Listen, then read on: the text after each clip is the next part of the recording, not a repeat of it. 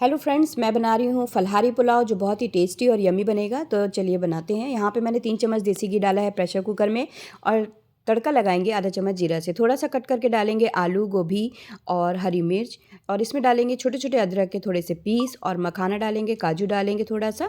फिर इसे मिक्स करेंगे, फ्राई करेंगे। फिर इसमें धनिया पाउडर, थोड़ा भुना जीरा, टमाटर, मूंगफली के दाने, हरा धनिया और सेंधा नमक डालेंगे, और थोड़ी सी हल्दी डालेंगे। इसे मिक्स करेंगे और फिर इसमें पहले से भिगोए हुआ 3 का चावल डालेंगे, पानी हिसाब से डालेंगे और लिड लगा देंगे। ये देखिए हम लोग का पुलाव रेडी।